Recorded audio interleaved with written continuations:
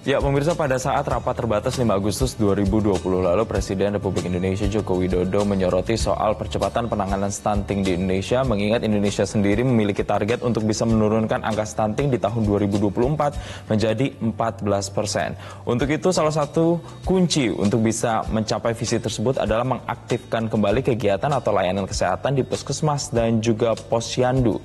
Tidak hanya untuk melakukan intervensi kesehatan terhadap gizi ibu dan juga anak, namun posyandu diharapkan juga bisa menjadi perpanjangan tangan ke masyarakat untuk mensosialisasikan pencegahan COVID-19 dan juga adaptasi kebiasaan baru. Lantas seperti apa kebijakan yang diambil untuk bisa mengaktifkan kembali terkait kegiatan yang ada di posyandu? Kita akan membahasnya pagi ini bersama dengan narasumber kami yang sudah hadir, Direktur Promosi Kesehatan dan Pemberdayaan Masyarakat Kementerian Kesehatan, Bapak Rizkiana S. Putra. Selamat pagi, Pak Rizky. Selamat pagi. Baik. Pak Rizky, terima kasih sudah hadir di Metro TV, dan saya mau membahas terkait dengan apa yang sudah disampaikan Pak Jokowi pada saat ratas kemarin. Ini percepatan stunting, jangan sampai kalau pandemi berakhir, corona tertangani, tapi justru stunting ini malah bertambah. Ini kan yang tidak diinginkan sebenarnya, Pak. Apa sebenarnya upaya-upaya dan kebijakan khusus yang bisa dilakukan terkait dengan kegiatan di posyandu ini untuk bisa mengurangi stunting di Indonesia? Terima kasih. Jadi ini tantangan kita bersama dalam situasi yang pandemi semacam ini. Sehingga apapun bentuknya, apapun zonanya, maka posyandu itu harus bisa dilaksanakan. Ya. Di zona yang berwarna hijau yang kita kenal itu, maka mungkin posyandunya masih bisa dilaksanakan, hanya protokol kesehatan harus diterapkan di sana. Yang kuning, yang oranye ataupun yang merah itu dilaksanakan, tapi tidak dengan dikumpulkan masyarakatnya begitu, tapi dilakukan dengan janji temu begitu, sehingga lebih personal kepada layanan. Itu untuk mencegah terjadinya kontak fisik, langsung ya, kontak langsung. Nah, ini yang kita lakukan supaya posyandunya tetap berjalan gitu, sementara penanganan terhadap COVID itu tetap bisa kita cegah supaya tidak terjadi penularan yang lebih besar. Intinya begitulah yang kita lakukan. Tapi kegiatan secara spesifik untuk menangani stuntingnya, Pak, di posyandu, apa-apa yang bisa dilakukan oleh kader posyandu di sana, Pak? Ya, kalau kita bicara stunting, maka kita harus melihat 1000 hari pertama kehidupan. Ya. Nah, yang kita lihat di sana berarti sejak ibu hamil sampai anak usia 2 tahun itu tidak boleh terjadi pemantauan tumbuh kembang yang kurang begitu. Kemudian kebutuhan gizinya juga harus bisa terpenuhi begitu kan ya. Nah, inilah yang bisa dipantau dari posyandu. Posyandu itu yang terdekat dengan masyarakatnya. Sehingga apapun yang terjadi, apakah itu ada kekurangan berat badan, apakah tumbuh kembang yang tidak sesuai, cepat terdeteksi. Inilah yang menjadi kunci bagaimana kita melakukan pencegahan terhadap stunting di posyandu melalui posyandu itu sendiri. Oke, tapi kondisi untuk saat ini sedikit berbeda karena kita pandemi, semua serba terbatasi, begitupun juga layanan kesehatan yang ada di puskesmas dan juga posyandu. Bisa digambarkan, Pak, kondisinya secara persentase berapa yang buka posyandu di Indonesia ini, Pak? Ya, kita tahu ini semua tantangan kan, tantangan yang ada di lapangan. Kita tidak menyerah dengan tantangan yang ada. Kami melakukan evaluasi, teman-teman dari Pusat Litbang, Penelitian dan Pengembangan di Kementerian Kesehatan, Pusat Humaniora itu melakukan satu pengamatan observasi cepat terhadap yang posyandu yang berjalan melalui puskesmas. Dilihat di puskesmas, ternyata yang kita temukan itu sekitar 19% yang masih aktif. Sisanya itu praktis tidak bisa berjalan sesuai sasarannya, baik dari segi kuantitas maupun kualitasnya. Nah, ini yang kita dorong sekarang, bagaimana caranya di zona apapun itu kegiatan posyandu tetap bisa dilakukan. Hanya kita menyesuaikan dengan kondisi yang ada di setempat yang ada di masyarakat, di tempat posyandu itu berada begitu. Oke, berbicara terkait dengan efektivitasnya, Bapak tadi menyinggung bahwa posyandu ini kan sebenarnya yang paling dekat dengan masyarakat. Seberapa efektif posyandu ini diharapkan bisa mengurangi angka stunting dan juga membantu mensosialisasikan adaptasi kebiasaan baru di masyarakat, Pak? Ya, kami berharap 80% minimal. Di setiap kabupaten itu posyandunya aktif. Ini kalau kita bicara tentang kuantitatifnya. Nah, kalau kita bicara kualitatifnya, maka posyandu itu yang ada 4 tingkatan posyandu, Pak Mas Johan, itu kita menginginkan ada di posisi purnama atau mandiri, di atas itu maksudnya. Nah, kalau itu yang terjadi, maka kita bisa melakukan upaya-upaya deteksi dini yang lebih awal ya, terhadap tumbuh kembang, baik itu hamil, ibu menyusui, maupun anak di bawah 2 tahun. Ini yang penting pokoknya. Nah, baru nanti kita berbicara bahwa kalau kita bicara stunting, itu bukan hanya pemberian makanan tambahan, tapi bagaimana mengedukasi, bagaimana perilakunya, bagaimana lingkungannya, begitu ya. Faktor-faktor yang spesifik maupun sensitif daripada stunting itu bisa dilakukan manakala kita sudah bisa mengenali lebih awal dari sasaran dari posyandu itu. Begitu, Mbak. Adakah target khusus atau yang menjadi harapan atau ekspektasi dengan kembali aktifnya posyandu ini terkait dengan sosialisasi COVID tadi dan juga penurunan angka stunting itu sendiri, Pak, di Indonesia, Pak? Ya, kalau kami memperhatikan arahan Pak Presiden tanggal 5 Agustus, ratas tanggal 5 Agustus yang lalu, itu kan tetap harus jalan. Ya. Jadi kalau posyandunya jalan, saya katakan tadi 80% posyandunya jalan, 80% sasarannya bisa ikut di dalam posyandu tersebut, maka deteksi dini bisa kita lakukan.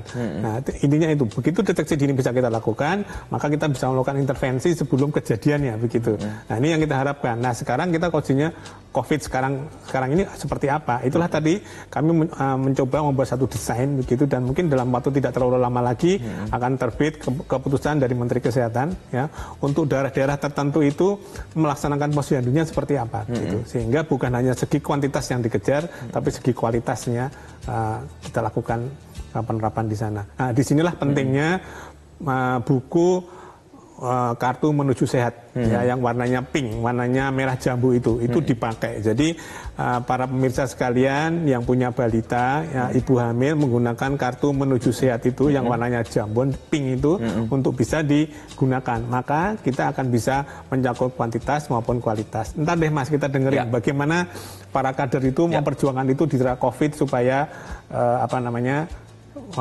balitanya maupun dari ibu-ibu hamilnya, ibu menyusui bisa tercover. Bisa terpantau begitu secara kesehatan. Nanti saya akan tanya lebih detail lagi pelaksanaannya seperti apa di lapangan, dan kita perdalam lagi apakah di setiap zona, baik zona hijau, kuning, oranye sampai dengan merah ini treatmentnya akan berbeda. Kita akan bahas, Pak Rizky, saja pemirsa yang kemana-mana, kami kembali sesaat lagi.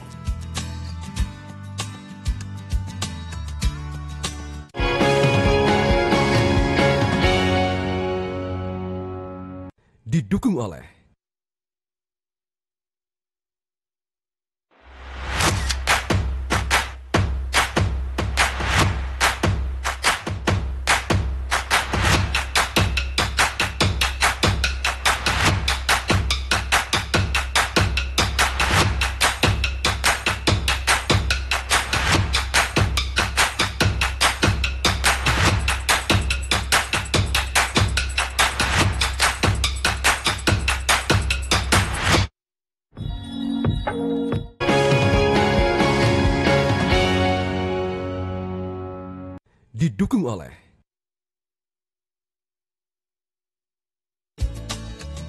Terima kasih pemirsa, Anda masih bersama kami dan masih membahas terkait bagaimana mengaktifkan kembali layanan yang ada di posyandu untuk intervensi gizi terhadap ibu dan anak untuk mengurangi stunting dan juga sosialisasi terhadap pencegahan COVID-19. Saya akan mengundang kembali salah satu narasumber, yakni kader posyandu Cempaka 3 Jakarta Pusat melalui sambungan Skype. Ada Ibu Elisa Agustina. Selamat pagi Ibu Elisa. Pagi Mas, pagi. Oke. Ibu Elisa, boleh diceritakan Ibu Elisa ini kader posyandu dari mana, Bu? Ya, saya dari kader posyandu Cempaka 3, tepatnya di Cempaka Putih Barat. Oke, sudah berapa lama Bu Elisa jadi kader posyandu di sana? Pada tahun 86 saya pernah ikut posyandu beberapa tahun, kemudian saya break dari posyandu dan kembali lagi pada tahun 2008 sampai saat ini, Mas. Oke, sampai saat ini berarti masih aktif memantau kesehatan masyarakat ya, Bu ya. Oke, Bu Elisa, ini terkait dengan kegiatan secara spesifik. Apa sebenarnya kegiatan-kegiatan yang dilakukan untuk memantau gizi ibu dan anak di wilayah Ibu? Ya, Mas. Biasanya kami melakukan 5 langkah di posyandu, yaitu pada saat balita datang kita mencatat, kemudian kami mengadakan pelayanan penimbangan dan pengukuran balita dan ibu hamil, kemudian kami kembali ke langkah ketiga adalah pencatatan, kemudian ke langkah 4 adalah kader kami menyuluh, melakukan penyuluhan. Nah, di langkah kelima, jika di antara ibu balita kita membutuhkan informasi untuk kesehatan lebih lanjut, maka kami akan arahkan ke langkah kelima, yaitu dengan pelayanan medis yang diarahkan kader dan juga tim medis dari dari Puskesmas Cempaka Putih Barat. Oke, Bu Elisa, tadi Pak Rizky sempat menyinggung ada buku panduan yang bisa digunakan oleh kader dan juga masyarakat untuk memantau kesehatan masyarakat atau kesehatan warga di sekitar Posyandu. Ini boleh dijelaskan, Bu, penggunaannya seperti apa?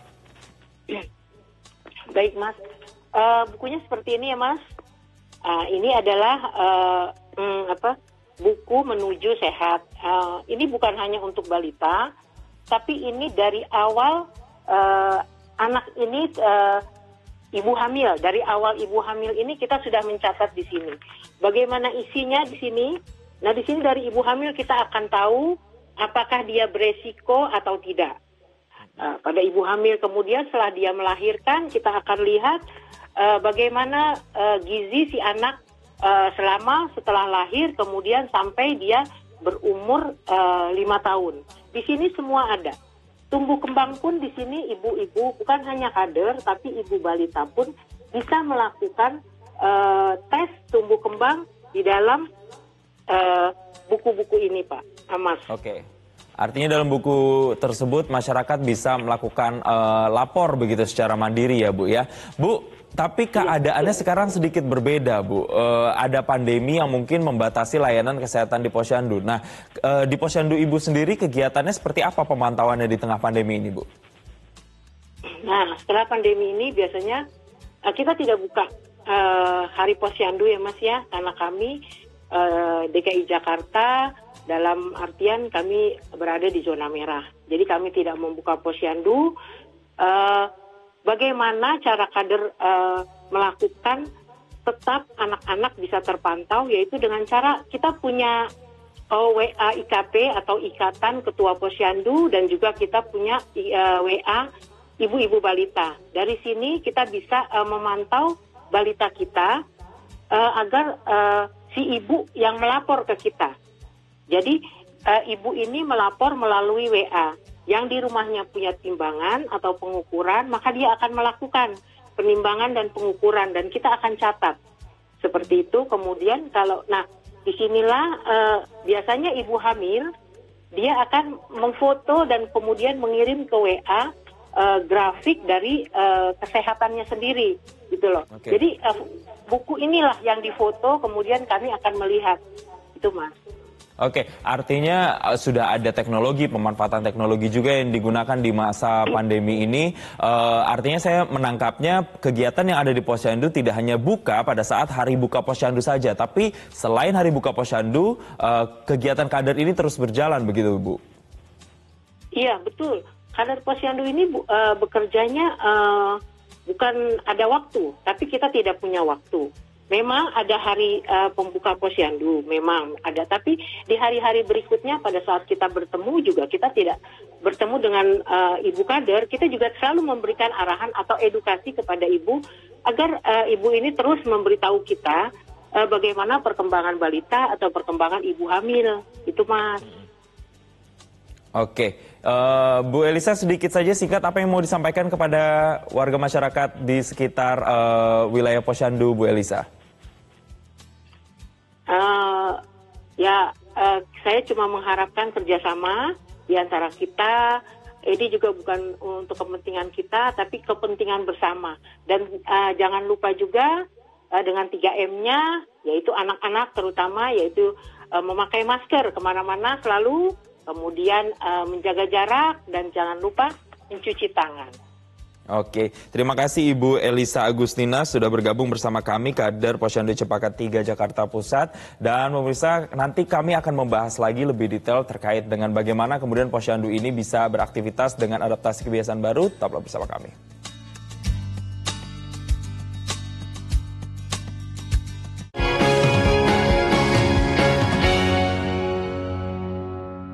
Didukung oleh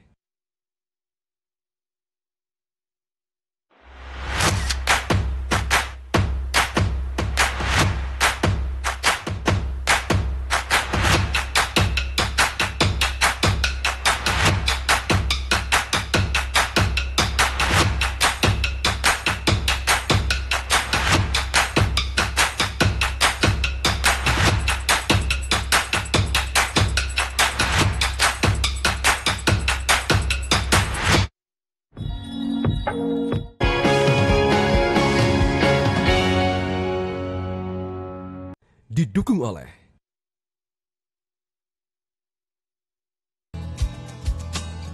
Terima kasih Anda masih bersama kami. Saya mau kembali lagi ke Pak Rizkyana. Tadi kita sudah mendengarkan apa yang disampaikan oleh Bu Elisa tadi, kegiatannya, realisasinya Posyandu di lapangan seperti apa Pak. Dan Pak Rizkyana pada saat jeda tadi bilang bahwa ini sebenarnya bagian dari investasi. Apa maksudnya Pak? Kita ngurusin generasi setelah kita, begitu ya. Kita mengurusi masa depan kita. Ada bonus demografi yang di depan kita. Saya katakan ini investasi karena asuransinya dibayar sekarang nih preminya. Kalau kita salah membayar premi, maka kita tidak akan mendapatkan hasil yang ada di sebelah sana, begitu ya. Jadi satu-satunya investasi yang menjanjikan keuntungan hanya masalah sehat. Itulah sebabnya Posyandu itu yang kegiatannya bukan hanya ngurusin bayi balita, tapi juga ada imunisasi, ada vitamin A, ada bagaimana alat kontrasepsi itu diberikan, semacam itu. Kita menjanjikan kalau ini dilakukan, maka masa depan kita tuh ada di depan mata dengan yang lebih cerah, begitu. Ini yang saya katakan sebagai investasi yang menjanjikan. Dan ini juga merupakan satu asuransi untuk kita. Kenapa asuransi untuk kita? Karena kita semua akan menjadi tua, begitu kan? Dan akan bergantung pada anak cucu kita. Ya. Nah, kalau sekarang kita salah, maka besok akan menjadi salah. Nah, saya belajar dari Bu Elisa tadi, ya. Sebetulnya Bu Elisa tadi itu kan fight, ya. Dia tidak menyerah dan tidak terserah. Yang dilakukan Bu Elisa itu, dia punya ide-ide baru, inovasi baru, bagaimana membuat corong kepada masyarakat, bagaimana membuat komunikasi dengan masyarakat, sehingga relasinya bukan hanya antara petugas sama masyarakatnya, tapi ada relasi yang membuat dia itu bisa kontak secara langsung. Ya. Kemudian bagaimana dia menjalankan Posyandu itu tidak dengan cara berkumpul, tapi dengan janji temu, begitu. Kemudian setelah janji temu, dia melakukan protokol kesehatan dengan benar. Ya. Contoh yang paling sederhana adalah bagaimana alat bantu timbangan itu apabila yang bersangkutan punya akan menggunakan alat timbang yang bersangkutan. Kalau nggak punya, maka sarungnya yang buat nimbang itu pakai sarungnya sendiri, sarung timbang, kain timbang itu digunakan semacam itu. Kemudian ada standarnya, ya itu semua mengurangi kontak semacam itu. Inilah yang saya katakan kalau kita melakukan sekarang dengan benar, preminya dibayar sekarang dengan benar, mudah-mudahan asuransinya itu menjamin kita di masa depan. Karena kita akan menjadi tua, begitu kan? Ya, itu target besarnya. Ya. Tapi mengaktifkan kembali layanan kesehatan di tengah pandemi tentu menjadi sesuatu yang mungkin beresiko juga. Apa yang harus dilakukan, apa yang harus diperhatikan oleh para kader dan juga masyarakat dalam mengakses layanan kesehatan di Posyandu di masa pandemi ini, Pak? Oke. Kementerian Kesehatan sudah membuat pegangan atau pedoman untuk kadernya ataupun penyelenggara Posyandu bahkan sampai ke puskesmasnya.